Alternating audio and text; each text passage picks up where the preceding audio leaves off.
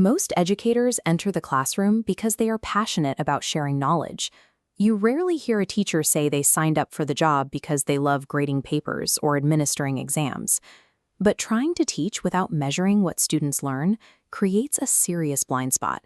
It is the educational equivalent of navigating a plane without instruments. Think of the classic illusion of learning. A teacher delivers a detailed 40-minute lesson on complex grammar. The students sit quietly.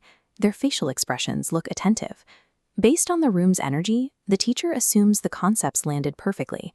Then comes a simple check for understanding. The teacher asks a student to explain the lesson back to the class. Instantly, it becomes obvious that half the room is lost and cannot tell the difference between a gerund and a geranium. Human intuition in the classroom is often fallible. Without formal measurement to provide real data, even the most passionate educator is essentially flying blind. Testing often triggers dread because it arrived in classrooms as a rigid, top-down directive from the state, rather than a localized tool built to help students. The origin of this massive accountability structure traces back to 1965, when the Elementary and Secondary Education Act flooded public schools with federal funding. Political leaders, including Senator Robert F. Kennedy, insisted on systemic evaluations to prove new federal dollars were working. This demand birthed formal, large-scale testing. Over the decades, reauthorizations of the law, like No Child Left Behind, hardened this approach into a strict show-us culture of accountability. Private philanthropy accelerated the trend. The Bill and Melinda Gates Foundation spent more than $200 million building political support for the Common Core state standards, heavily influencing top-down curriculum targets. Decades of these bureaucratic mandates conditioned educators to view exams as punitive mechanisms for government oversight.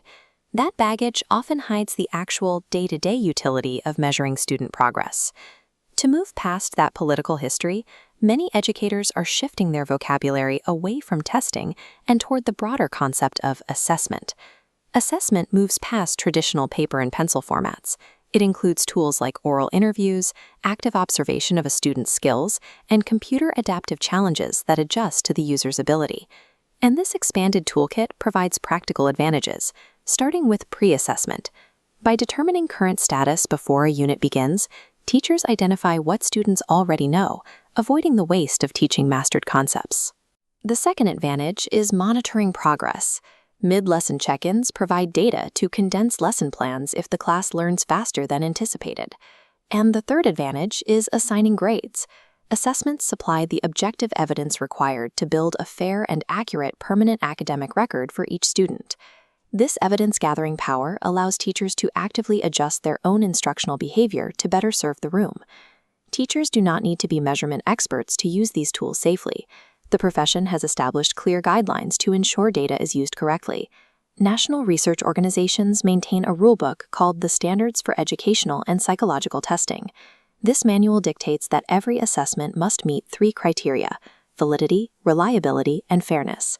Adhering to these 3 pillars ensures that a teacher's classroom assessments remain scientifically sound, legally defensible, and ethically fair to every student.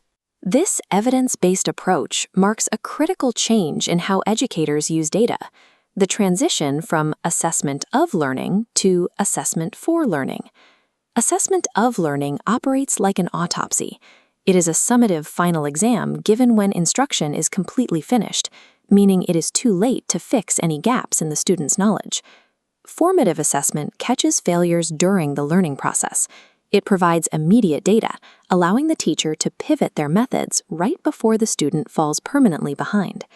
The tension between teaching and testing is a false choice. To master the art of teaching, an educator must embrace the science of testing. Mastering the science of assessment removes the guesswork from instruction. It turns a teacher's natural passion into a reliable, evidence-based driver of student success.